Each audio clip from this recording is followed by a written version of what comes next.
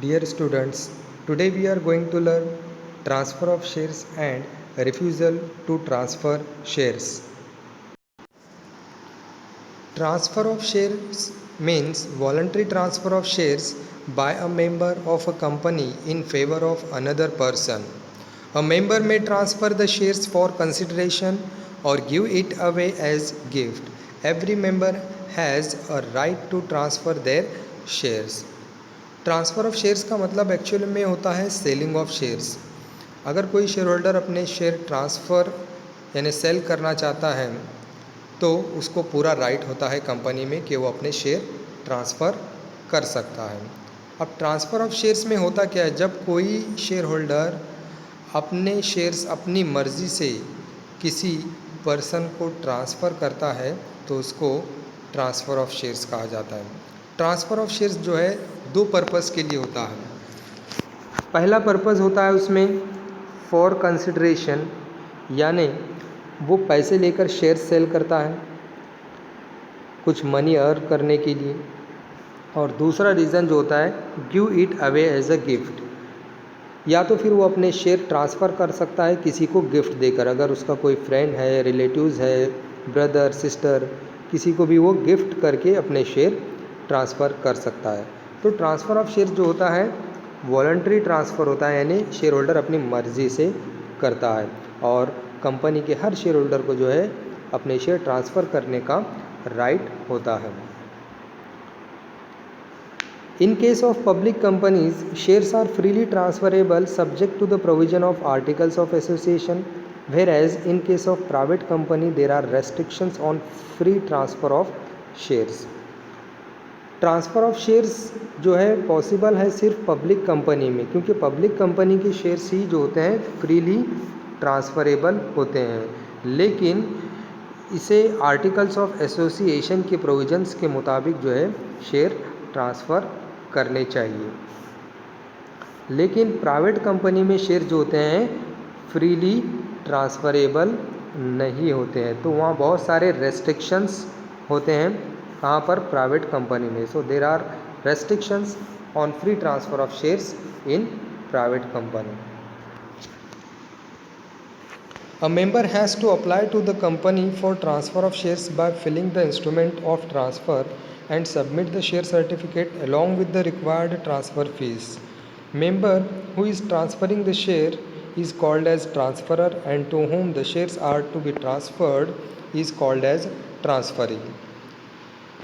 वो member company का जो अपने शेयर ट्रांसफ़र करना चाहता है तो उसको कंपनी में ट्रांसफ़र ऑफ शेयर्स के लिए जो है इंस्ट्रूमेंट ऑफ ट्रांसफ़र फिलअप करना होता है। इंस्ट्रूमेंट ऑफ ट्रांसफ़र क्या होता है? ये इंस्ट्रूमेंट ऑफ ट्रांसफ़र एक एप्लीकेशन फॉर्म होता है जिसके ज़रिए शेयर ट्रांसफ़र किए जाते हैं।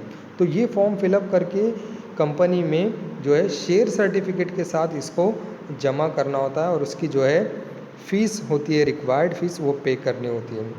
तो वो पर्सन, वो मेंबर जो अपने शेयर ट्रांसफ़र कर रहा है उसको ट्रांसफ़रर कहा जाता है, और जिसके नाम पर वो शेयर ट्रांसफ़र कर रहा है उसको ट्रांसफ़री कहते हैं। A member can sell either a part और entire shares held by him. Member अपने शेयर्स के कुछ पार्ट सेल कर सकता है या फिर सारे शेयर्स भी सेल कर सकता है। ये शेयर होल्डर की मर्ज़ी पर डिपेंड होता है। Transfer is said to be completed only when transfer is registered in the register of member.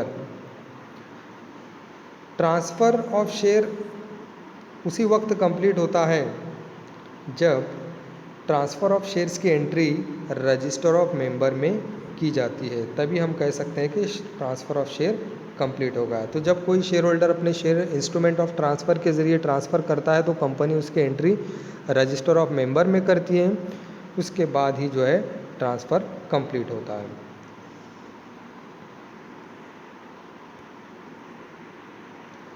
Under depository system, transfer of shares is automatically done on the basis of delivery against payment.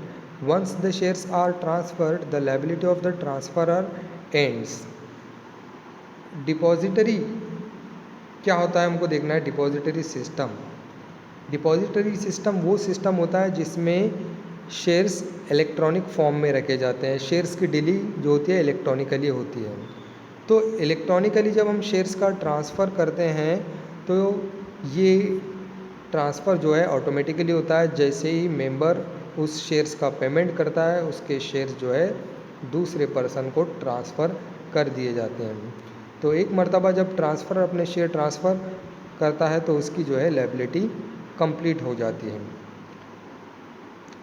Stamp duty has to be paid on transfer of shares in physical form, but in demat form no stamp duty is payable. अगर share हम physical form में transfer कर रहे हैं तो वहाँ पर stamp duty पे करना होता है। अगर हम शेयर्स डीमैट के थ्रू इलेक्ट्रॉनिकली फॉर्म में जो है ट्रांसफ़र कर रहे हैं डीमैट अकाउंट के थ्रू, तो वहाँ पर स्टैम्प ड्यूटी पे नहीं करना पड़ता। अब स्टैम्प ड्यूटी क्या होती है? स्टैम्प ड्यूटी एक्चुअल में एक टैक्स होता है जो कि सेंट्रल गवर्नमेंट को पे करना होता है, और जो कि शेयर की जो मार्केट वैल्यू होती है उसके ऊपर 0.25% स्टैम्प ड्यूटी पे करना होता है in case of transfer of shares. अब उसके बाद हमको देखना है refusal to transfer of shares.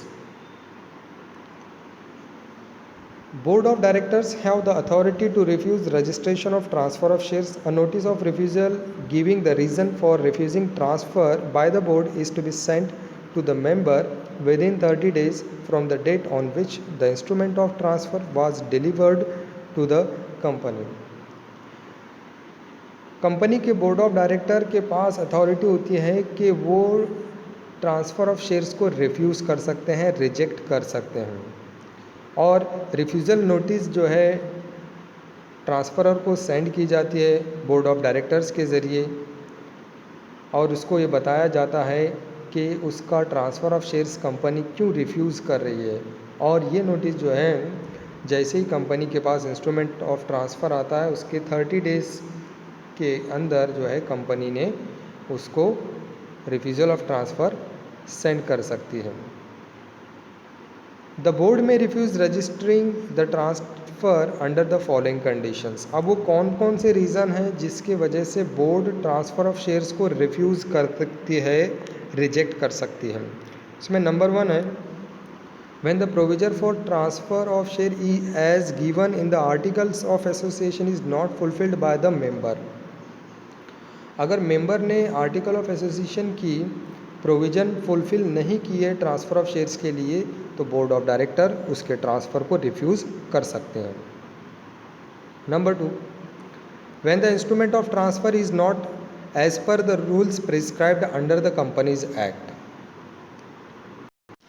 अगर instrument of transfer company act के रूल के मुताबिक नहीं है तो board of directors transfer of shares refuse कर सकते हैं। Number 3, when the instrument is not accompanied by the share certificate.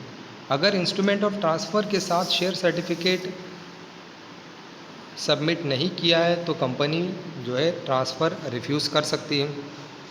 Number 4, when the company has a lien on the shares to be transferred.